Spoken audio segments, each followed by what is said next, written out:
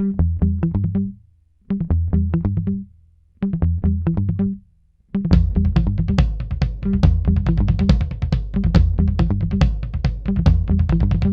grand, grand merci pour ce rendez-vous. Je suis vraiment très heureuse de pouvoir vous donner l'occasion de clarifier des points qui sont très complexes. Je voudrais d'abord vous remercier pour ce travail phénoménal que vous avez fait tous les deux euh, pour faire connaître les violences éducatives ordinaires. Je trouve que les campagnes que vous avez faites sont tous les deux d'ailleurs sont vraiment extraordinaires dans le sens où je ne trouve pas qu'elles soient culpabilisantes pour le parent. Elles mettent vraiment le focus sur ce que ressent l'enfant et elles sont à la fois très très puissantes. Je pense qu'on n'en ressort pas indemne même si c'est quelques secondes. Donc un grand merci. Je voulais vous demander si on parle toujours de la loi qui est passée comme de la loi anti-fessée ou est-ce que quand même il y a une prise de conscience sur les autres violences qui ne sont même pas physiques d'ailleurs, pas forcément physiques. Oui, cette loi euh, parle de toutes les violences, des violences physiques et des violences psychiques. Et c'est dans le texte de l'article 371.1 qui a été voté. Et la loi s'appelle aussi Loi contre les violences éducatives ordinaires. Et l'article 371-1 dit bien l'autorité doit s'exercer sans violence physique et sans violence psychique. Et on a pu voir depuis 15 ans, hein, depuis que Olivier Morel nous a sensibilisés, et je sais que vous l'avez reçu, hein, je suis moi très, très admiratif du travail qu'il a réalisé. Depuis 15 ans, on a pu voir l'évolution de la société avec les premières campagnes, c'était des railleries, on se moquait de nous, systématiquement on minimisait les violences faites aux enfants en parlant de fessées.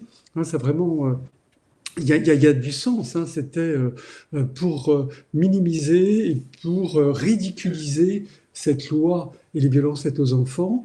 Et on a pu voir, et on pourra en parler, en fonction des campagnes qu'on a mis en place en 2009, en 2011, en 2013, en 2017, en 2018, on a pu voir à quel point la sensibilité de la société bougeait et les réticences des élus petit à petit changeaient et leurs opinions changeaient pour aboutir à une loi. Alors la loi, elle est là, mais elle n'est pas suffisante. Hein, elle est nécessaire, absolument nécessaire. Elle n'est pas suffisante. Il faut absolument qu'il y ait des mesures d'accompagnement. Et ça fait partie du travail militant que nous sommes en train de mettre en place. Nathalie, en fait, ce que je demandais, Alors, c'est que pour certains, la loi, ils savent qu'elle est passée et ils s'arrêtent à la fessée, en fait. Comme une jeune fille de bah, 17 ans qui est animatrice en centre aéré me disait que ses collègues, qui lui mettaient toujours la pression parce qu'elle refusait de punir et qui perdait sa crédibilité vis-à-vis de ses collègues de ce fait, me disaient qu'ils ont bien compris que la fessée, ce n'est plus possible, mais pour le reste, rien n'a changé pour le moment, justement parce qu'ils n'ont pas encore été accompagnés. Alors, merci déjà de nous recevoir. En fait, le problème aussi, c'est que dans les médias, ça a été décrit comme une loi anti-fessée. Donc, en général, tous les gros titres, c'est anti-fessée. Alors que c'est anti-violence, en fait. Ça concerne, comme dit Gilles, toutes les violences physiques, verbales, psychologiques. Mais avant, bon, cette loi, elle arrive bien tard quand même en France, hein, par rapport à d'autres pays et par rapport au combat qui est mené depuis très longtemps. Donc, même si elle a été votée, heureusement, elle a été quand même longue à venir. Mais maintenant, ça ne suffit pas de faire une loi, de coucher des mots sur du papier si on ne fait pas derrière des campagnes de sensibilisation, de la prévention. Et moi, mon but, c'est justement de parler aux enfants et de leur expliquer aussi leurs droits. Donc, on ne peut pas faire une loi et puis après, on n'en entend plus parler. On ne sait pas ce qu'elle veut dire, on ne sait pas ce que sont les violences éducatives ordinaires. La plupart des gens ne savent pas ce que c'est. Les enfants encore moins. Et quels sont leurs droits et le fait qu'on n'ait plus le droit de le faire. Donc c'est important pour moi d'aller vers les enfants pour leur parler, leur expliquer et leur dire aussi leurs droits. Il n'y a pas que les adultes, il faut aussi toucher les enfants.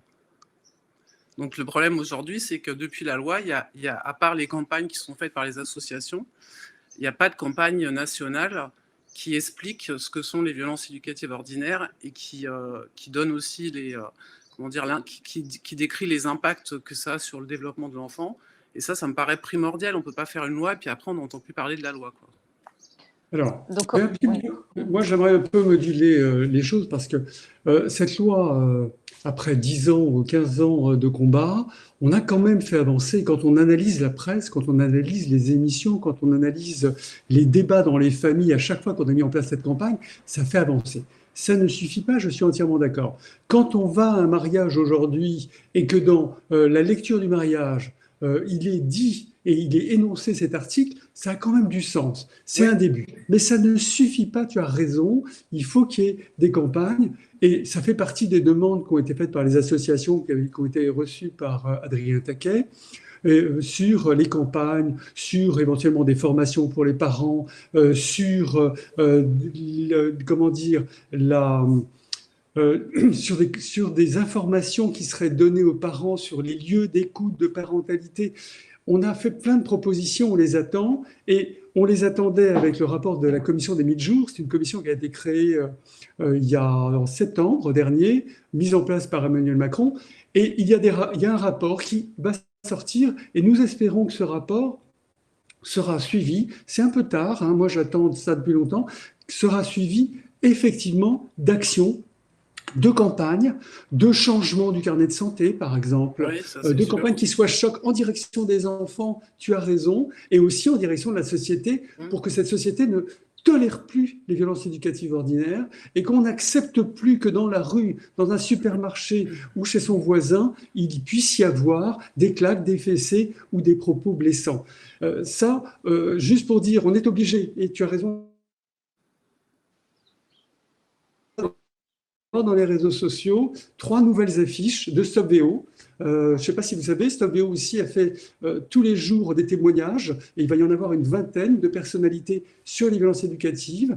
Et j'annonce, même si c'est un peu en avance, une nouvelle campagne télé qui va être mise en place. Mais encore une fois, ce sont les associations, et tu as raison Nathalie, on le fait bénévolement. Heureusement qu'il y a les associations quand même. Ouais.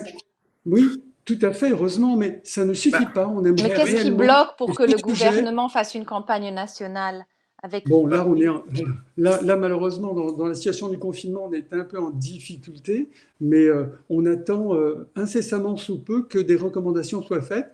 Et normalement, avec le rapport de la commission des 1000 jours, il doit y avoir des propositions. Hein, les 1000 jours, c'est vraiment une période intéressante, du 4 mois de grossesse aux 2 ans, pour mettre le paquet en direction des parents et en direction des nourrissons pour éduquer, pour aider, sans culpabiliser, en étant pédagogique, aider les parents à ne plus utiliser ces méthodes qui sont obsolètes et surtout délétères pour la santé des enfants et leur développement. Cela dit, c'est mon point de vue qui engage que moi, mais je pense que quand on sort une loi aussi importante et aussi attendue qui concerne quand même les enfants, c'est-à-dire l'avenir de notre société, je veux dire tout un tas de choses quand même essentielles, on aurait pu faire une campagne juste derrière, massive. Une campagne, c'est quand même pas un budget, je pense, quand même extraordinaire. On peut faire un clip, ça coûte pas quand même très cher. Donner des infos à la CAF, je veux dire, voilà, diffuser par des moyens divers et variés, déjà pour dire que cette loi est votée. Il y a encore des gens qui ne savent pas ce qu'elle recouvre, pourquoi, voilà, un minimum en fait. Et j'attends aussi beaucoup du soutien, de cette commission des 1000 jours qui va être sûrement très intéressante, mais je pense que derrière la loi, et puis en plus il faut le faire de façon récurrente. C'est pas à telle date, il y a une manifestation, c'est toute l'année. Il faut que ça rentre dans l'inconscient collectif parce que ça fait des siècles que la violence existe. Elle ne va pas disparaître du jour au lendemain. Tout à fait. Mais tu as raison, Nathalie, mais malheureusement, le monde idéal n'existe pas encore. Non, je sais. Mais tout est long, mais tout est trop long. Faire voter une loi, en plus avec toutes les actions avant, quand on voit l'histoire du combat qu'on a mené pour faire en sorte que cette loi soit votée, si on reprend le premier projet de loi, c'est 2009 avec Edwige Antier, projet de loi qui n'a jamais abouti à une loi qui a été votée. Ensuite, on s'est battu jusqu'en 2016 pour avoir la première PPL qu'on a proposée à des députés qu'on avait mobilisés, un premier amendement qui est tombé à l'eau. Ensuite, on a réussi à voter, mais ça a été cassé par le Conseil constitutionnel. Et ensuite, à nouveau... Non, mais ça a été un combat très dur. C'est si compliqué de faire passer une loi qui est juste du bon sens, en fait, et de la protection. Mais le bon sens, tu as raison, mais le bon sens n'est pas toujours parmi nous. Et le bon sens, il n'était pas du côté des politiques il y a quelques années. Oui, car les politiques, ils n'en avaient rien à faire des enfants. Oui. Et pour preuve, on n'avait même pas de ministre de l'enfance. Et il a fallu, je crois que c'est janvier 2019, pour voir enfin arriver un secrétaire d'État à l'enfant. Donc, écoute, tu as raison, ça ne va pas assez vite. C'est une question éthique majeure. Qu'il n'y ait pas de loi pour défendre les enfants, ça paraissait aberrant. Les êtres les plus faibles, mais elle est là, cette loi. Il faut qu'on la bonifie. Il faut qu'on pousse réellement les associations pour que, enfin, des mesures, des campagnes accompagnent la loi et fassent bouger la société. Je veux dire, en Suède, ça ne s'est pas fait comme ça. Ça a mis du temps. Oui, ça a mis beaucoup de temps, avec des campagnes en direction des enfants, des parents. Donc, on va bouger les choses, on va les changer. Ça ne va pas toujours assez vite, je suis d'accord, mais je crois que c'est quand même une belle avancée. Et il faut que cette avancée continue parce qu'on a encore beaucoup de travail à faire. Oui, il ne faut surtout pas qu'elle s'arrête ou qu'elle soit enfouie sous le chapeau. Non. Écoute, Nathalie, tu es très démobilisée. Je parle de l'État aussi, du gouvernement. Oui, mais les associations et toi et plein de personnes, on est très très actifs et on ne laissera pas enterrer et on ne laissera pas ne pas faire. Tu verras demain la campagne et je pense qu'on aura du bruit et puis peut-être très bientôt un film télé qui va aussi aider les parents sur les violences éducatives ordinaires. Donc voilà, c'est ça, parce que c'est de l'information, bien sûr, des campagnes qui sensibilisent. Ah tiens, ça c'est finalement violent et je le dis et je me rendais même pas compte. Mais c'est aussi du soutien gratuit pour pouvoir travailler sur soi et faire autrement, parce que. Tout à fait. Il faut du soutien gratuit. Vous avez raison. Et là, il faudrait qu'on puisse avoir les moyens. Et ça, on ne pourra les avoir qu'avec l'État, très clairement. L'aide à la parentalité, il faut que ça soit gratuit, il faut que ça s'adresse à tout le monde.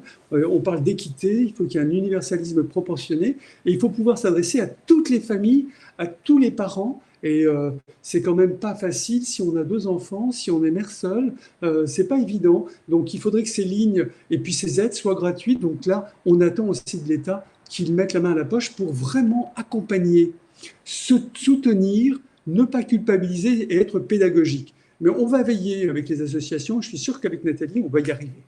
Oui, parce qu'on n'a pas le droit de conduire sans apprendre le code de la route et passer son permis. On devient parent, on ne sait strictement rien sur le développement du cerveau, ce qu'il est raisonnable d'attendre d'un enfant de tel ou tel âge.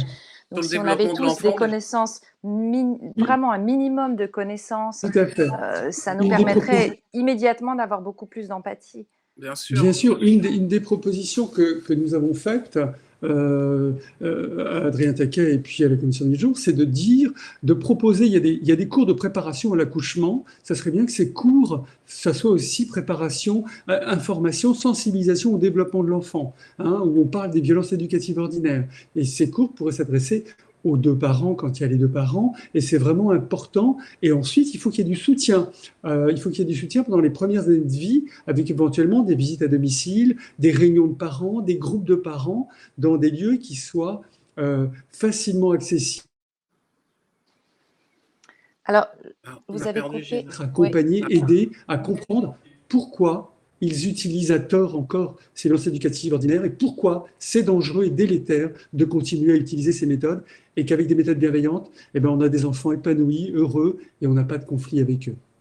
Ce qui est très délicat, je trouve, c'est de le faire sans culpabiliser parce que chacun, à part quelques cas vraiment de personnes malades, en grande difficulté, mais dans la grande majorité des cas, on fait tous de notre mieux avec l'information qu'on a, avec les capacités qu'on a. Et donc, j'aimais beaucoup une réflexion de Maud Petit qui disait que quand les grands-parents lui disaient « mais moi, ça veut dire que j'ai mal fait, si mes enfants décident de faire autrement avec les petits-enfants », elle répondait « non, c'est ce que vous avez fait qui a permis que votre fils, justement, fasse encore mieux, et la prochaine génération, on l'espère, on évolue à chaque génération, trouvera peut-être encore des choses à améliorer, plutôt que de culpabiliser. » Je pense que la génération de mes enfants, par exemple, je pense, va être une génération importante.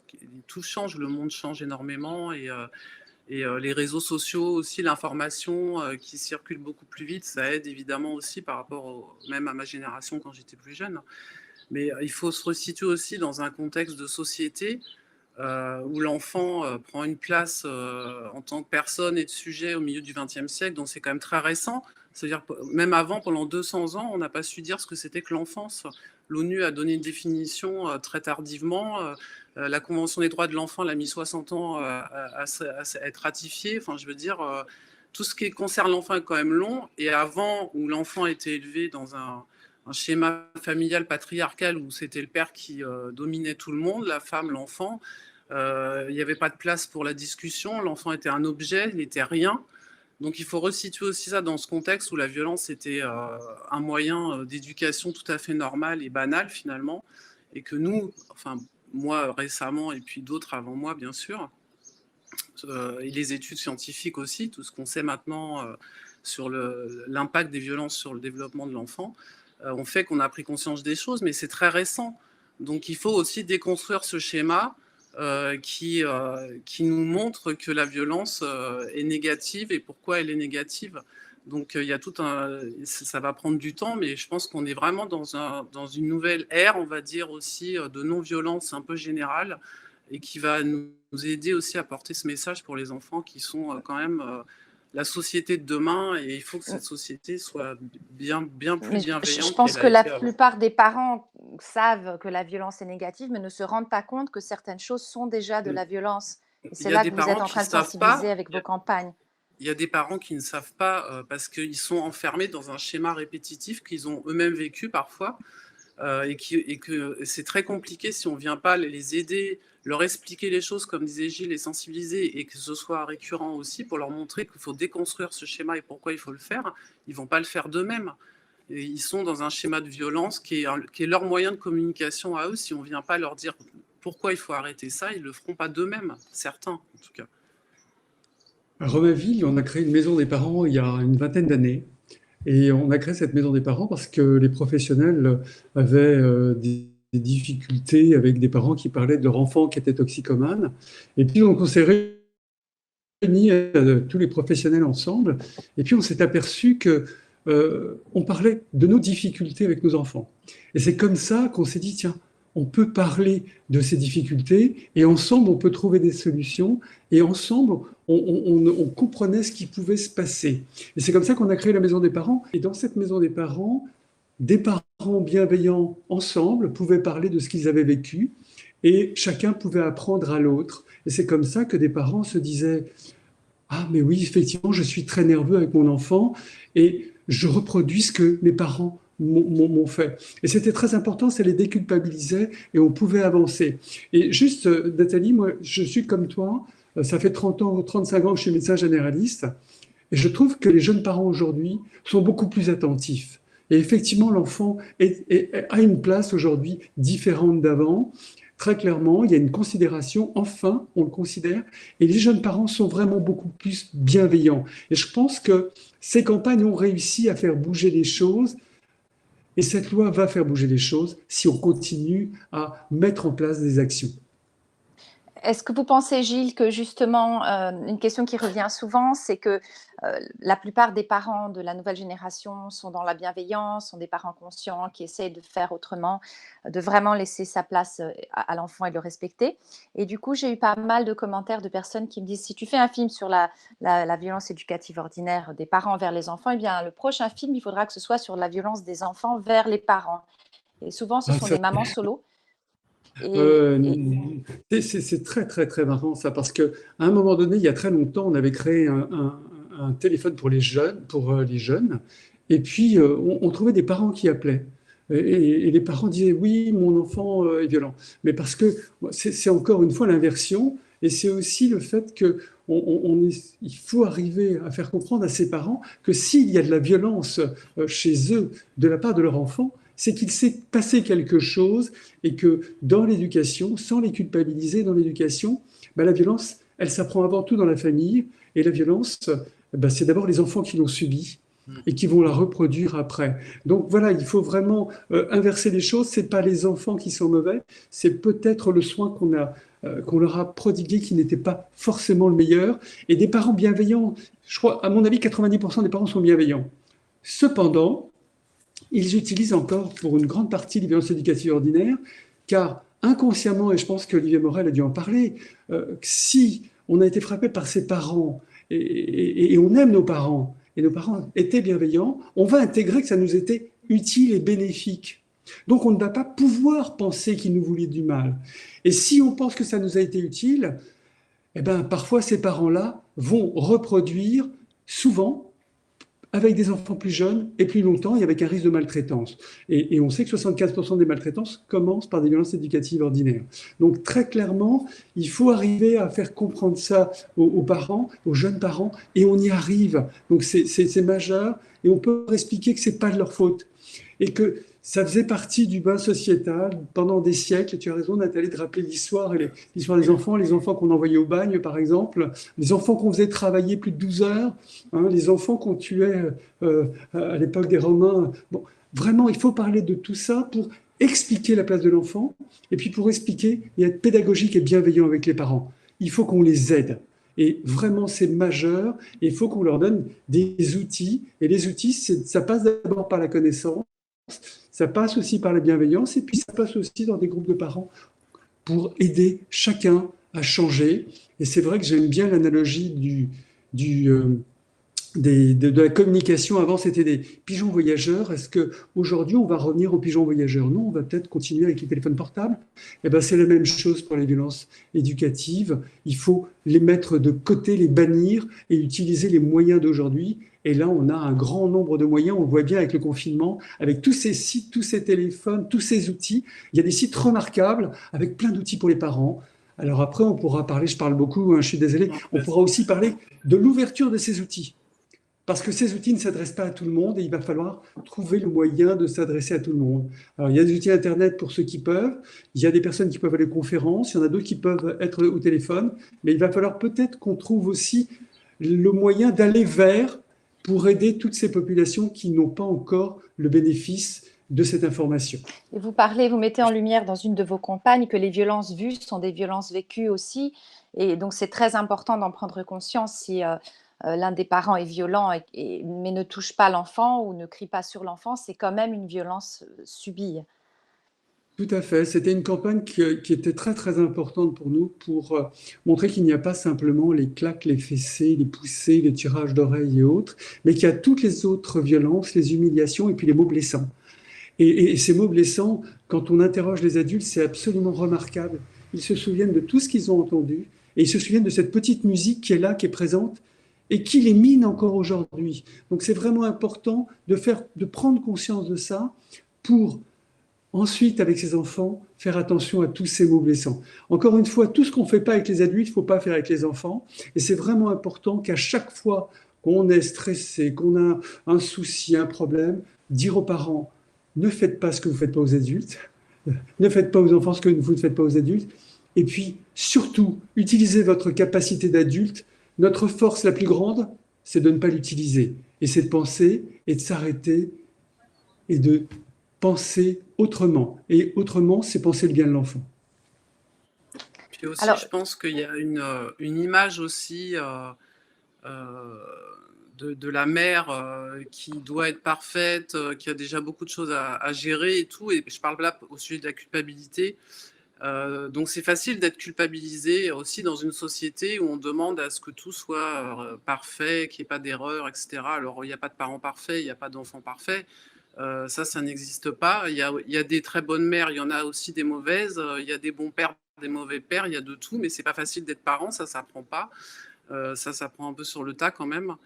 Et donc aussi, il y a cette image de la société qui favorise pas aussi les parents à pas culpabiliser dès qu'il y a quelque chose qui va pas. C'est compliqué aussi pour eux de venir en parler parce qu'il y a le regard de ce que l'autre va penser d'eux, la représentation qu'ils se font aussi de ce que les autres vont penser d'eux, qui bloque aussi pour parler des maltraitances. Moi, par exemple, quand j'interviens devant des adultes, il y a aucun parent maltraitant qui est là. Quand je fais des conférences, il y a des enfants qui sont devenus adultes, qui ont été maltraités. Il y a des gens du milieu associatif, il y a des médecins, mais il n'y a pas de parents maltraitants. Ils ne vont pas venir d'eux-mêmes à ce genre de réunion, quoi. Donc c'est compliqué aussi de toucher le parent maltraitant. Là, c'est les violences éducatives ordinaires. Il y a aussi beaucoup plus grosses violences, même s'il n'y a pas de petites violences. Mais c'est compliqué aussi de s'adresser directement à eux. Et je pense que la société a aussi une responsabilité avec ça aussi. Alors, je Oui, vais en venir peut-être aux je voulais juste, questions Ah, je pardon, voulais pardon, Gilles. Je voulais juste rajouter quelque chose, et Nathalie, tu as tout à fait raison. Il y a une tolérance dans la société. Et quand moi j'étais jeune parent, je me souviens, et on a tous ces images, un nourrisson ou un enfant qui hurle dans un train, dans un car ou dans le métro ou dans une boutique, on a d'un seul coup tous les regards des gens Ouais. qui culpabilisent les parents. Comment ils ne tiennent pas leurs enfants? Ça, c'était avant, j'espère, et personne n'intervenait. Ou quand il intervenait, c'est à moi, c'est mon fils, je fais ce que je veux. Donc cette tolérance, elle bouge et elle doit bouger. Ça veut dire qu'avec cette loi, on est aussi en capacité de dire à son voisin, à son ami ou à sa famille, les violences sont dangereuses, c'est dans la loi, on n'a pas le droit. Ça, c'est très très important si ça peut bouger. Deux, sur la culpabilisation des parents, oui, on essaie de nous faire croire qu'il faut être le meilleur. Mais le meilleur, ça peut être aussi acheter tout à ses enfants, qu'il ait tout Internet, un téléphone portable à 5 ans. J'exagère. Il faut faire attention à ça. Mais on peut aider les parents à être les moins mauvais parents. Hein. On sera pas le parent parfait, je ne crois pas, mais au moins le moins mauvais parent. Et on peut les aider très clairement avec des outils, avec les maisons des parents, avec les écoles de parents, avec les PMI, en parlant avec les médecins, en formant les travailleurs sociaux, en formant les médecins aussi. Oui. Et toutes les personnes à pouvoir distiller de l'information. Stoveo avait fait une campagne l'année dernière, c'est grave docteur. C'était intéressant, c'était un dépliant, une affiche qui permettait, dans les cabinets médicaux, d'avoir ce dépliant et de pouvoir engager la conversation sur l'éducation et sur le danger des violences éducatives et sur l'interdit. Et cette loi, elle est intéressante, encore une fois, même si elle n'est pas parfaite dans son application, comme toutes les lois, il faut les appeler applications. Elle est importante parce que pour la première fois, on a une loi qui dit toute violence est interdite. Elle est assez Toute claire, violence quand même. est interdite. Voilà. Oui, mais avant, ça ne l'était pas. Hein. Avant, ça ne l'était Alors, pas. Mais Il n'y là, avait, la loi, il y avait pas de ah, loi, droit de correction, et les parents avaient l'autorisation. Là, toute violence est interdite. Ça veut dire qu'on touchera aussi les parents maltraitants, maltraitants parce qu'ils utilisent trop les violences éducatives ordinaires, maltraitants parce qu'on sera en droit de dire clairement il ne peut pas y avoir de violence envers un enfant, et ça demandera, ça obligera l'ensemble de la société à intervenir. J'aime beaucoup ce proverbe qui dit que pour élever un enfant, il faut tout un village, et pour détruire un enfant, il faut tout un village aussi. Et bien là, on va déconstruire ça pour faire en sorte que toute la société intervienne et ne laisse plus faire de la moindre violence envers un enfant, le moindre claque fessé envers un enfant. je pense que c'est ça, en fait, qui pourrait être mis en avant d'appeler le 119, c'est d'offrir son soutien, de rappeler ou d'informer sur le fait que cette loi existe maintenant. Pas, mais évidemment, j'en suis entièrement d'accord. Ça va ensemble, ça va ensemble. Rappeler la loi, rappeler qu'elle existe, rappeler qu'un enfant, c'est l'être le plus faible, rappeler qu'un enfant ne comprend pas avant l'âge de 5 ans tout ce qu'on peut lui dire, rappeler des cris d'un enfant de 2-3 ans, c'est des tempêtes émotionnelles et que c'est surtout pas en le frappant qu'on peut l'aider, et aider les parents, c'est l'objectif premier. Mais s'il y a maltraitance, s'ils n'entendent pas, bien sûr qu'il faut intervenir. On ne peut pas laisser les choses comme ça. Et c'est certainement pas de la dénonciation, c'est sauver ses enfants et c'est majeur. Puis aussi, il faut pouvoir faire tomber ce tabou aussi en France qui est c'est très difficile de rentrer dans la famille pour s'interposer ou pour dire quelque chose. Donc il faut aussi pouvoir le faire sans que ça prenne des proportions immenses. Mais en tout cas, si on remarque un comportement d'un enfant qui est étrange ou quelque chose qui ne va pas chez lui, ou si on voit aussi un parent avoir un comportement qui est au-delà de ce qui est logique et normal, on peut aussi aller lui en parler et puis expliquer les choses aussi si on est capable de le faire. Tout le monde ne peut pas le faire non plus. Mais en tout cas, faire tomber cette peur que tout ce qui est famille est interdit, on n'a pas le droit d'y aller, il ne faut surtout pas s'en mêler, etc. C'est un problème de société générale aussi qu'il faut changer. Il faut pas. En fait, c'est les rapports humains, en fait. C'est juste ça. C'est pas parce que c'est la famille que c'est impénétrable, c'est interhumain, en fait. Donc, il faut aussi changer ce regard où on peut pas aller dire aux gens, parce que c'est leurs enfants, quelque chose. Et il faut aussi l'accepter soi-même. La première campagne que j'avais coordonnée sur les violences conjugales, c'était une campagne télé, et un des slogans de fin de ce clip, c'était de de dire les violences conjugales ne sont pas une affaire privée. Ben, on a mis du temps avant de s'occuper des enfants, c'est grâce à ce combat, et c'est comme ça que moi, personnellement, petit à petit, je suis venu aux enfants témoins et victimes de violences conjugales, parce qu'avant, on disait, mais non, les enfants sont absolument pas impactés par la violence que subit leur mère, un père violent, du moins un mari violent, ça peut être un bon père. Eh ben non, très clairement, c'est pas le cas. Et les enfants sont impactés par la violence conjugale. Et dans ce film, on disait, les violences conjugales ne sont pas une affaire privée. Ce sont des délits, voire des crimes. Et ben pour les enfants, ce sont des délits aussi. Il faut l'entendre très clairement. On a près de 160 000 enfants qui sont victimes d'agressions sexuelles, de viols. 120 filles, 120 000 petites filles et 30 000 garçons. Ce sont des violences graves. Plus que les adultes. Plus que les adultes. Donc franchement, ça va impacter leur développement, ça va avoir des conséquences gravissimes. C'est majeur de s'en occuper et c'est majeur d'intervenir, réellement. Donc, signaler, même prendre un risque de se tromper, c'est pas grave. Ce n'est pas grave. Ce qui est grave, c'est de laisser un enfant dans une famille toxique. Et on se doit d'intervenir. C'est vraiment majeur. Et c'est vrai que pour Oui, avoir d'ailleurs, en aussi relisant... Pardon. Avant, j'ai beaucoup travaillé, en tout cas dans les violences conjugales et avec beaucoup de femmes, parce que j'ai fait beaucoup témoigner des femmes aussi, surtout dans mes livres, parce que je pensais que c'était important de libérer la parole et de faire témoigner, d'entendre ces histoires plus incroyables les unes que les autres. Et je ne sais plus ce que je voulais dire. Alors, gardez votre pensée. J'allais dire qu'en relisant... C'est important de faire témoigner les femmes, tu disais, oui, Nathalie. c'est important de faire témoigner les femmes, mais ça m'a échappé quand même. Mais je vais reprendre dans ces femmes qui témoignaient, justement, dans les violences conjugales, en fait, une grande partie avait subi des violences sexuelles étant enfant. Inceste, viol. Bien sûr. Et pour avoir moi-même pas vécu ça, mais ma mère, qui a été une enfant battue toute son enfance et qui a subi des agressions sexuelles par son père, elle m'a toujours dit, j'en reviens à ce que tu disais tout à l'heure, des enfants broyés à vie, elle m'a toujours dit, les coups on s'en remet, l'inceste jamais. Donc il faut savoir que quand par exemple je suis allée parler aux enfants il y a quelque temps à Nice, il y a plein d'enfants qui ne savent pas qu'ils sont victimes de violences, qui ne savent pas ce que c'est qu'un attouchement, l'inceste, etc., qui subissent ça, parce qu'on a eu le cas d'une petite fille qui nous l'a dit, mais qui ne savent pas que ce n'est pas normal. Donc si à un moment donné, on ne va pas leur expliquer ce qui est normal et pas normal, ou en tout cas les limites que les adultes ne doivent pas dépasser, comment ils le savent, comment ils se rendent compte. Et en fait, le traumatisme qui se passe, c'est que quand ils s'en rendent compte plus tard, parce que ma mère qui était attouchée étant enfant, par exemple, y en a qui croient que c'est normal, qui prennent ça pour un jeu. Enfin, les enfants ne savent pas que c'est pas normal. Mais quand ils en prennent conscience, le traumatisme est double. Et en fait, c'est vrai qu'après, moi, je connais pas une femme dans mon entourage ou dans les femmes que j'ai interviewées ou avec qui j'ai parlé pendant des années, qui étaient en procès, etc., qui n'a pas une séquelle à vie. Donc, comme dit Gilles, je crois que c'est important de se mêler de ce qui se passe de l'autre côté de notre porte pour sauver un enfant et faire en sorte qu'il ait quand même une vie autre que cette vie où il est prisonnier de ce qu'il a vécu en fait toute sa vie.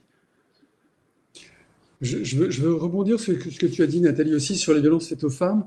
Il y a quand même un lien très, très important entre violences faites aux femmes et violences éducatives ordinaires et maltraitance des enfants. Et on s'en aperçoit avec les pays qui ont mis en place une loi comme celle qui vient d'être votée par la France. On s'aperçoit il y a une étude sur 5 pays qui montre très clairement que, bien évidemment, avec ces lois et des mesures et des campagnes, les violences baissent.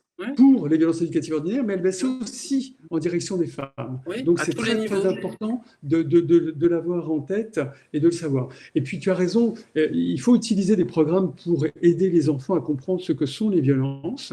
Et on commence à en avoir beaucoup, mais ça me fait penser à un programme qui existe maintenant depuis près de 30 ans, qui est un programme canadien, qui s'appelle Mon corps, c'est mon corps, et qui est un programme très intéressant pour sensibiliser les enfants sur leur corps, sur les droits des enfants, sur les droits des parents, et sur ce que peuvent être des agressions et comment appeler à l'aide, comment faire. Oui, et je ne sais pas si vous avez reçu cette association, alors je ne sais plus, c'est les papillons, cette association non, mais on en a beaucoup parlé. Qui propose de mettre des boîtes aux lettres dans les écoles pour que les enfants puissent déposer leur témoignage. C'est vraiment très, très important. Et puis, il y a des actions sur l'égalité femmes-hommes, filles-garçons, c'est très très important aussi à développer pour aider la future génération à ce qu'il n'y ait plus d'inégalité entre les filles et les garçons, et puis de sensibiliser aussi les enfants aux violences conjugales et aux enfants témoins de violences conjugales. J'y reviens parce que tu en as parlé, Nathalie. C'est vrai qu'un grand nombre d'enfants qui ont été témoins, d'abord, ne seront pas, eux, forcément violents après, mais un certain nombre peuvent être violents parce qu'ils ont vu faire, ou ils sont, s'ils ne sont pas violents, ils peuvent être aussi moins empathiques et ils peuvent supporter la violence qui pourrait être faite devant les autres sans intervenir, en acceptant ou alors être victime aussi. Donc c'est vraiment très très important de mettre en place comment dire, une éducation égalitaire entre les filles et les garçons afin de faire baisser ces violences et de faire en sorte que demain, ce soit des garçons et des filles épanouis, non violents et surtout empathiques. Et je pense que Olivier Morel a dû vous parler de l'empathie et puis du bienfait de l'éducation non violente et de l'absence de violence éducative ordinaire, car ça amène les enfants à être plus inquiets des autres et plus en situation de défendre les autres en cas de violence. C'est vraiment important et essentiel. Et puis aussi, je pense qu'il faut arrêter de penser que parce qu'un enfant est petit, il va oublier ou alors ça va passer à la trappe. Voilà, ça c'est complètement faux. La mémoire traumatique, ça existe. Un enfant, il peut enfouir des choses, ça ressort plus tard, il n'oublie jamais. Ça ressort d'une façon ou d'une autre par un symptôme, une maladie, n'importe quoi, une dépression, enfin bref. Donc il ne faut pas penser que l'enfant est petit, donc on peut se permettre des choses. De toute façon, il oubliera, il va grandir, il va oublier. Ça, c'est complètement faux. On a parlé beaucoup de Boris Cyrulnik hier qui a parlé de résilience et ça a été beaucoup exagéré en fait. Et Olivier Morel revient là-dessus justement en disant que attention, la résilience ne fait pas tout. Non. Il faut qu'on soit positif. On peut s'en sortir si on est aidé, si on est accompagné. Oui. Mais je vais prendre l'exemple des enfants victimes de violences conjugales et du professeur Maurice Berger, qui est un médecin qui a créé la première unité en France, à Saint-Étienne, d'enfants extrêmement violents. Donc, quand il a ouvert son unité, il s'est dit les enfants les plus violents vont être forcément ceux qui ont subi des violences physiques, sexuelles. Bien sûr, ils étaient extrêmement violents. Mais il a été surpris d'avoir des enfants qui étaient encore plus violents. Et ces enfants-là, c'était des enfants qui avaient été nourrissons dans les bras de leur mère et qui avaient assisté nourrissons aux violences envers leur mère. Très clairement, ça laisse une empreinte majeure. Et on a aujourd'hui des études sur ces enfants qui montrent que les connexions ne se sont pas bien faites, très clairement, et que ces enfants ont des problèmes ensuite dans la reconnaissance des émotions et vont devenir très très violents parce qu'ils ne reconnaissent pas. Ils ne sont pas en possibilité d'interagir et si quelqu'un sourit, ils ne vont pas comprendre que c'est un sourire bienveillant et peuvent être violents. Donc très clairement, ça va avoir une influence néfaste et plus un enfant est jeune et plus il est frappé et plus ça peut avoir de conséquences. Et il faut l'avoir en tête en sachant que heureusement, tous les enfants qui ont subi des violences éducatives ordinaires ne vont pas être violents, mais ils vont être possiblement malheureux ou avoir des problèmes d'anxiété, de dépression. Donc très clairement, si on veut des enfants épanouis, heureux, n'utilisons plus les violences éducatives ordinaires et ne laissons plus des enfants dans des milieux toxiques, dans des milieux violents. Et rappelons-nous que ce qui doit primer, c'est le droit des enfants, ce n'est pas le droit des familles et ce n'est pas le droit des parents. Il faut aussi que le schéma du parent tout-puissant tombe, c'est-à-dire que la domination du parent, qui est toujours existante, il faut en fait voir l'enfant comme une personne vraiment, déjà pas comme une appartenance à soi, une projection de soi et tout ce qui découle de ces schémas-là, et que le parent tout-puissant, ce schéma tombe aussi. Il n'y a pas un modèle qui existe, il y a plein de modèles différents. Et cette domination aussi sur l'enfant, parce qu'il est petit, l'enfant il a une dualité, il est petit, donc on doit le protéger, mais en fait, en même temps, on doit le respecter comme une personne. Et ça, c'est compliqué pour les parents et pour à peu près tout le monde de comprendre ça, quoi. C'est qu'on doit le respecter comme une autre personne, mais il est petit, donc il a aussi une attention particulière. Mais donc la domination de l'adulte, là vous insistez sur le parent, mais la domination de l'adulte en général. Pour beaucoup de parents, l'enfant c'est une propriété. Donc on en fait ce qu'on veut, il doit obéir, il doit répondre à tel schéma, il doit faire ce qu'on lui dit, il n'a pas le droit à la parole. Il y en a beaucoup pour qui c'est ça encore aujourd'hui. Il n'a pas le droit de disposer de son temps. Donc, L'enfant, comment est-ce que... il doit aussi participer, c'est écrit dans la Convention internationale des droits de l'enfant, participer aussi aux décisions qui sont prises pour lui. Il doit aussi, il fait partie du schéma global de la famille. Il n'est pas à part, on décide tout pour lui. Et comment est-ce C'est que important. vous voyez ça justement par rapport, pour beaucoup, comme pour Jean-Pierre Lepris, qui était donc instituteur, puis inspecteur pour l'éducation nationale pendant 50 ans et sur 5 continents, il dit que éducation non violente, c'est un oxymore, puisque le simple fait de contrôler une personne, de lui faire faire ce qu'on veut nous, d'heure en heure, parce que nous savons mieux ce qui est bon pour lui ou pour elle, c'est de la violence, et que si l'enfant ne veut pas le faire, on le contraint à le faire, donc c'est déjà violent. Comment est-ce que vous voyez cela?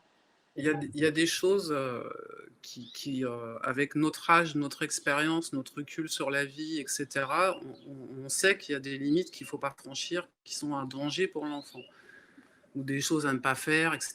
Bon, il y a des choses qu'on sait. C'est la méthode, en fait, qu'il faut changer. C'est pas, par exemple, un enfant, même un petit enfant avant le langage verbal, il comprend très bien ce qui se passe. Un enfant est très intelligent, il a développé déjà beaucoup de facultés, et le langage non verbal, chez lui, c'est son principal moyen de communication. Donc quand le visage, l'expression du visage change, quand le ton change, il entend, il comprend. Il n'y a pas besoin d'accompagner le geste avec une claque, une fessée, tirer les cheveux, quelque chose qui fait mal. C'est ça, l'enfant comprend les changements de langage du visage, etc., et d'intonation. Donc déjà, il y a ça. Ensuite, il faut lui parler, il faut lui expliquer. Il faut lui dire, c'est pas du tout d'interdire ou de dire non, tu fais pas ça, ou tu vas dans ta chambre, ou tu prends une gifle, n'importe quel exemple. C'est lui dire non, ça, si tu le fais, voilà les conséquences. Alors ça prend un peu de temps, mais c'est le rôle aussi des parents. L'éducation, c'est ça, c'est d'expliquer les choses et de dire voilà, tu prends ce risque-là si tu fais ça, ou si tu fais ça, il va se passer telle conséquence. Qu'est-ce que tu en penses? Moi, c'est ce que j'ai fait avec mes enfants. J'ai jamais puni mes enfants, j'en ai 4. Ils peuvent en témoigner. 90% je dis pas qu'ils n'ont pas fait des expériences qu'on a tous fait, c'est normal, mais dans 80% des cas, quand on dit les conséquences et ce que ça peut avoir comme impact sur lui ou sur les autres, en général, il ne le fait pas. Donc, je pense qu'il y a une grande perte de communication parce qu'on pense que l'enfant ne va pas comprendre, parce qu'on pense que, je ne sais pas moi, voilà. C'est complètement faux, l'enfant comprend tout, beaucoup plus de choses qu'on pense, bien avant même qu'on lui dise parfois. Mais il faut prendre le temps, il faut expliquer les choses et ne pas mettre d'interdits. Plus on met d'interdits, plus ils vont être dépassés. Ça, c'est prouvé aussi, enfin, on l'a parfois tous vécu. Mais dialoguer toujours et aller au-devant, pas attendre que l'enfant... et puis aussi voir comment est son enfant. On voit bien si un jour il rentre de l'école, ça va pas bien. Pas attendre que ça passe, lui poser des questions, pourquoi ça va pas. Enfin, il faut dialoguer, échanger. C'est ça l'éducation aussi. C'est pas juste des interdits, des obéissances, des lois à respecter, des règles. Enfin, pour moi, l'éducation, c'est pas ça. Quand on va dans les écoles et qu'on parle aux enfants, 80% des enfants ont peur de leurs parents. C'est pas normal d'avoir peur de ses parents. Les parents sont là pour vous aimer, vous protéger, vous faire grandir, vous donner confiance. Ils sont pas là pour vous faire peur quand même. Donc il y a tout un tas de choses à modifier aussi dans la relation qu'on a avec ses enfants. Oui, je suis entièrement d'accord, mais je vais quand même rajouter quelque chose et tu seras d'accord, j'espère. Il faut un cadre. Oui, il faut un cadre. J'ai pas dit qu'il fallait pas de limite. Voilà. Ça, Le cadre, ça protège. Et les parents sont quand même les guides. D'accord? C'est vraiment important de savoir dire non, de l'expliquer si c'est possible, si l'enfant comprend. En tous les cas, de tout faire pour le protéger. Il n'est pas question de tout lui laisser faire et d'accepter tous les dangers. Certainement pas. Mais on peut le faire autrement. On peut le faire en le faisant parler, quand il peut parler, en étant attentif, en libérant l'émotion, en expliquant les choses. Mais quand c'est non, très clairement, s'il y a danger. Et moi, je pense que c'est important dans une famille. Il faut qu'il y ait un chef de meute, hein, et c'est les parents qui sont là pour protéger les enfants, et on peut les protéger avec bienveillance, sans utiliser de violence éducative ordinaire, et en étant dans l'amour, l'accompagnement, le jeu, le partage. Et c'est vraiment très important de faire en sorte que cet enfant soit un être à part entière, avec des droits, et pas des mini-droits, hein, et qu'il soit à égalité, en sachant même le chef de meute pour le protéger. Le cadre est très important. Donc, je vous dis ça pour pas qu'on nous dise qu'on veut faire des enfants rois. C'est pas vrai. On veut faire des enfants qui participent, qui soient heureux, qui soient actifs de leur vie. acteurs de leur vie aussi. Voilà, tout à fait. Est-ce que vous avez pu commettre des violences en tant que parent et qu'est-ce que vous auriez aimé savoir peut-être que vous ne saviez pas encore ou qu'est-ce qui a été le déclic pour faire autrement si c'est le cas? Alors moi, ça m'est arrivé évidemment de donner des fessées à mes enfants, mais c'est pas arrivé souvent.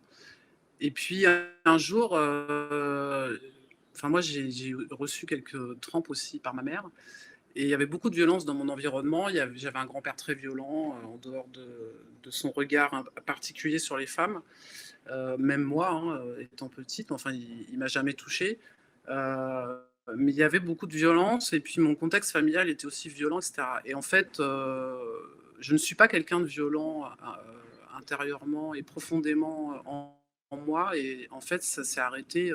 Enfin, déjà, ça n'était pas fréquent, mais je me suis très vite rendu compte que ça servait à rien et que c'était plutôt négatif qu'autre chose parce que ça changeait rien en fait. Ça change sur le moment, mais en fait après ça change pas. Et donc moi j'ai arrêté de travailler très tôt pour élever mes enfants, en tout cas à partir du deuxième, à leur rythme.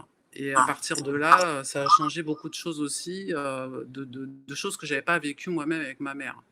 Et moi, j'adore les enfants et j'ai fait beaucoup de choses pour les enfants. Et pour moi, c'était déjà dans ma conception, je pense très tôt aussi, que l'enfant était une personne qui ne m'appartenait pas. C'était un être comme un autre et qu'il fallait, comme disait Gilles, beaucoup de protection parce que ça compte énormément. Dans la plupart des gens que j'ai rencontrés qui avaient des troubles psychologiques, ou en tout cas un mal-être évident, il y avait beaucoup de manque de sécurité étant enfant, d'humiliation. Beaucoup d'hommes qui n'avaient pas confiance en eux parce que écrasés par leur père, une rivalité aussi entre mère et fille, enfin il y a aussi des mères toxiques, hein. Donc en fait la base c'est vrai de l'éducation. Quand l'enfant est petit, ça marque quand même pour un long temps. Après il faut prendre conscience des choses, et puis moi j'ai commencé à lire très très tôt beaucoup de livres de psychologie de l'enfant vers 14-15 ans, et après tout au long de ma vie. Donc j'ai aussi pris conscience comment fonctionnait un enfant, et voilà ce que beaucoup de gens ne font pas, et je leur jette pas la pierre, c'est pas non plus évident, mais je pense que ça serait primordial aussi dans les écoles d'avoir à un moment donné un cours sur comment fonctionne un enfant, enfin je sais pas, en tout cas mettre ça quelque part, les stades de l'enfant. Un enfant, il naît, déjà il a 100 milliards de neurones à reconnecter, et c'est son environnement aussi qui va faire qu'il va se développer favorablement. Si on laisse un bébé dans son lit toute la journée, il n'a aucun stimuli, il n'a pas d'éveil, alors qu'un enfant, si on répond à même un bébé, évidemment, si on répond à sa demande, si on lui sourit, si on lui parle, si on lui montre plein de choses, ça paraît logique que tout s'éveille beaucoup plus en lui qu'un enfant qu'on laisse comme ça. Voilà. Donc, il faut prendre conscience des choses. On peut aussi se remettre en question si on fait des erreurs. C'est ça aussi, avancer positivement. Mais il faut en prendre conscience. Merci. Voilà. Oui, moi aussi. Donc, moi, j'ai été élevé dans une famille assez autoritaire, avec un père bienveillant, qui était aimant, mais très, très autoritaire. Et il fallait, quand il arrivait du travail, qu'on soit silencieux. Il faisait les gros yeux et on était terrorisés. Et effectivement, inconsciemment, j'ai un peu reproduit ça avec mes jeunes enfants. Et puis ensuite, j'étais très mal. Et j'ai commencé à vraiment prendre conscience de l'impact des violences quand j'ai commencé à m'intéresser aux femmes victimes de violences. Et c'est comme ça qu'à la suite, j'ai pu m'intéresser aussi aux enfants victimes de violences, comme je vous l'ai dit tout à l'heure. Et effectivement, on peut changer, on peut en prendre conscience. Et ça nous aide pour ne plus refaire ce qu'on a hérité. Parce que j'aime bien le dire, on est parent avec l'enfant qu'on a été. Et très clairement, on reproduit consciemment ou inconsciemment ce qu'on a subi. Donc dès l'instant où on l'entend, où on le comprend, eh ben, on peut aider les autres parents à se remettre en question et à leur dire ce qui compte le plus, c'est l'amour qu'on porte à l'enfant.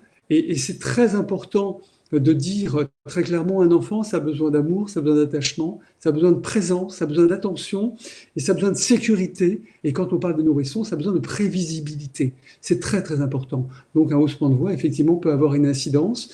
Et tous ces éléments-là, si on apprend aux parents, eh ben, on peut changer et ils le comprennent car 90% des parents ne veulent qu'une chose, c'est d'avoir des enfants qui soient demain des adolescents heureux et après des adultes bienveillants, heureux, empathiques et épanouis. Et la meilleure façon d'avoir des enfants épanouis, c'est de les élever dans la bienveillance. Voilà, je m'excuse, mais je vais devoir vous quitter. Est-ce que Comme vous je vous pouvez l'avais nous dit, dire si vous avez un livre que vous recommanderiez à des amis qui partiraient être parents sur une île déserte et qui n'auraient qu'un livre ou deux à emporter?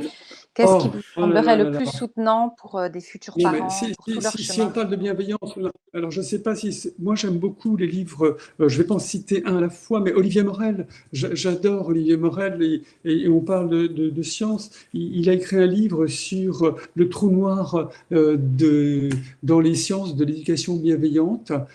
C'est un livre qui est passionnant car ça nous explique l'absence et l'invisibilité des enfants et l'invisibilité des études sur les violences faites aux enfants. Ce que je voulais dire, c'est que pour expliquer aussi la non-violence, il faut, je pense, c'est important d'expliquer aussi les conséquences et parce que les gens ne savent pas non plus les impacts que ça a sur le développement de l'enfant. On sait par exemple que même l'enfant dans le ventre de sa mère, si la mère subit des violences, qu'elles soient physiques ou environnementales, ça peut aussi avoir des conséquences sur l'enfant qui est déjà dans le ventre et il peut naître avec déjà une atrophie des émotions. Donc ça commence comme ça la violence. Donc la mère, il faut qu'elle soit aussi dans un environnement protecteur, etc. Mais moi, mon but, c'est, il n'y a pas de raison qu'on fasse de la prévention sur tout un tas de domaines, la sécurité routière, le tabac, la drogue, l'alcool, l'environnement, etc., et qu'on ne le fasse pas non plus pour les maltraitances, parce que c'est aussi un fait de société. C'est-à-dire que si la société est très violente, il y a une raison. C'est aussi parce qu'on ne sait pas gérer ses frustrations, qu'on ne sait pas gérer l'autre, qu'on a un problème de communication, qu'on est violent, enfin, il y a toujours des raisons. Donc, moi, quand j'ai voulu développer un projet avec l'éducation nationale, on m'a dit à la fin, il ne faut pas responsabiliser les enfants. J'ai trouvé ça énorme parce que l'éducation, c'est aussi de la responsabilité, quoi. Si on dit à un enfant ne fais pas ça parce qu'il va se passer ça derrière, on le responsabilise quelque part quand même. Donc ne pas lui parler des maltraitances parce que ça va le responsabiliser, j'ai trouvé ça quand même incroyable. Et en fait, quand on va voir les enfants dans les écoles, déjà ils connaissent beaucoup de choses. La seule chose qu'ils connaissent pas, c'est leurs droits. Et puis qu'on n'a pas le droit de les violenter. Ça, ils le savent pas. Mais sinon, ils connaissent beaucoup de choses sur le harcèlement parce qu'on en parle beaucoup à l'école. Donc ça veut dire que plus on en parle, ils connaissent le numéro pour le harcèlement scolaire. Ils connaissent tout un tas de choses. Donc ça veut dire que si on va leur expliquer les choses, ils en prennent conscience et ils sont capables de ne pas reproduire certaines choses ou en tout cas de faire attention, de connaître leurs droits, de connaître ce que c'est que la violence, les différentes formes de violence. Donc ça me paraît essentiel d'aller leur parler de ça et aussi qu'est-ce qu'il faut faire en cas de violence, à qui en parler, pour libérer la parole. Et à chaque fois qu'on est allé, bon, on a vu un peu plus de 530 enfants. Donc c'est le début parce que le projet a démarré en novembre. Mais à chaque fois qu'on va dans les classes, il y a au moins un ou deux cas qui se révèlent de violence assez importante dans la classe. Donc Donc en multiplié par le parler nombre à de qui? classes, Vous disiez à qui en parler, donc à qui en parler? en parler à quelqu'un de confiance qui n'est pas le parent ou la personne maltraitante, à un ami, à un médecin. Alors il faut que les enfants justement sachent à qui il faut en parler. Le 119, la police. Un enfant, il peut se rendre tout seul au commissariat, il n'a pas forcément besoin d'un adulte. À un ami de confiance, à un médecin, à un autre membre de sa famille, voilà, qui doit aussi l'écouter. C'est-à-dire qu'un enfant, il invente rarement des choses graves.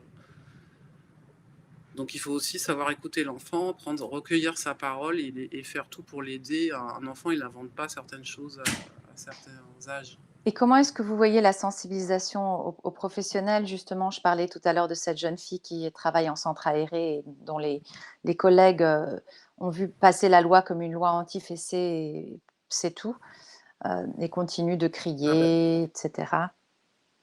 parce qu'il faut faire de la prévention justement et sensibiliser les gens pour expliquer ce que sont les violences éducatives ordinaires. Si on ne dit pas, c'est simple à comprendre, si on répète, c'est simple à expliquer aussi, si on répète tout le temps à un enfant, t'es bon à rien, t'es nul, t'y arriveras jamais, à longueur de journée et à longueur d'enfance, évidemment qu'il est sûr qu'il est nul et qu'il n'y arrivera jamais. Donc c'est des choses simples à expliquer et qu'on voit dans les familles ou chez des personnes qui témoignent tous les jours quasiment. Donc c'est pas compliqué d'expliquer, mais il faut avoir la volonté de le faire. Et je pense que le gouvernement est bien placé pour avoir toutes les coordonnées des associations, de la CAF, de la sécurité sociale, des écoles, pour envoyer justement ces infos par ce biais. Mais il faut absolument sensibiliser les parents et les enfants aussi. Et Parce donc, qu'il y a beaucoup de violence entre les enfants aussi. Il y a aussi absolument. des viols entre enfants, il y a beaucoup de violence entre enfants. Il faut leur apprendre à respecter leur corps et celui des autres. Donc c'est pour ça que dans ce programme, il y a une partie qui explique les différentes formes de violence, à qui en parler, etc. Je peux vous dire que les enfants, ils sont bourrés de questions. Hein. Ils n'ont pas du tout la langue dans la poche. Et il y a une partie qui, justement, est une approche du toucher bienveillant par rapport à un toucher malsain et une approche de la méditation, diminuer le stress. On sait qu'aujourd'hui, le stress, c'est le premier facteur déclencheur de maladie et de mauvais développement pour l'enfant, et ça commence tout petit aussi, le stress. Donc, apaiser l'enfant, et on sait que ça marche dans les pays où c'est pratiqué, la méditation, le toucher bienveillant. C'est des choses qu'il faut mettre en place aussi en France. C'est tout en fait une synergie d'approches nouvelles. Nathalie, et vous, quel Oui. serait le livre que vous souhaiteriez offrir à des parents s'il n'y avait qu'un livre?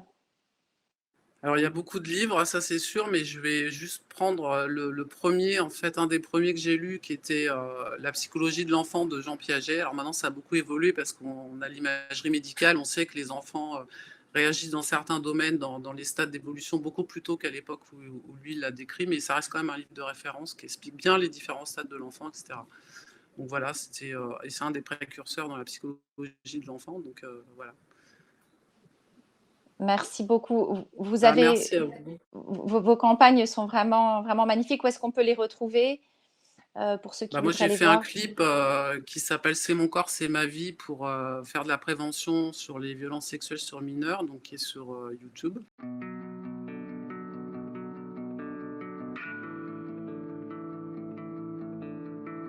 Les violences sexuelles sont principalement commises par des hommes sur des enfants de moins de 18 ans. Un viol sur mineur a lieu toutes les heures. Les violences sexuelles ont lieu principalement au sein de la famille ou dans un endroit qui accueille des enfants. Avoir subi des violences durant l'enfance peut faire perdre 20 ans d'espérance de vie.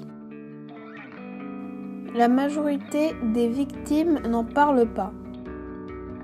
Personne n'a le droit de caresser notre corps, de toucher notre sexe ou nos fesses.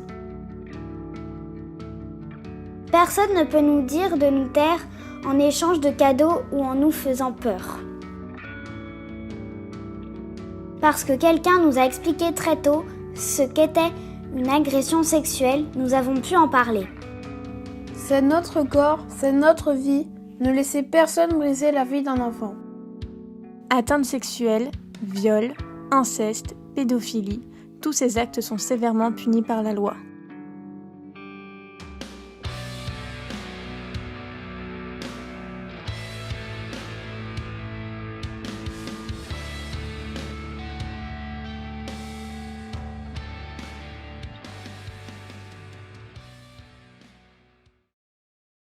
Et là, je suis en train de préparer justement un clip qui a été tourné mais qui a été stoppé à cause du confinement sur les violences éducatives ordinaires. C'est toujours des enfants qui parlent aux enfants. Voilà. Comment est-ce qu'on peut vous soutenir dans votre lutte? Écoutez, moi je ne suis pas d'association parce que je veux rester libre et indépendante de mes actes et paroles. Mais partager ce que je fais, le clip c'est important, des choses comme ça, et puis communiquer c'est important aussi. J'ai aussi écrit plusieurs livres sur les violences conjugales, sexuelles et infantiles, la maltraitance des enfants, des albums jeunesse aussi, enfin voilà. Donc, et puis je vais surtout chercher du soutien pour intervenir dans les écoles Normalement, j'ai rendez-vous. J'avais aussi rendez-vous avec le ministère de la Santé, enfin avec 2 conseillers de Monsieur Adrien Taquet avant le confinement, et il s'est décalé après le confinement pour essayer de trouver des moyens pour développer cette action dans les écoles le plus possible, parce qu'il y a beaucoup de demandes aussi des écoles. Je pense que l'école, c'est un lieu où on peut faire passer beaucoup de messages de façon bienveillante et qui touche un grand nombre d'enfants. Voilà.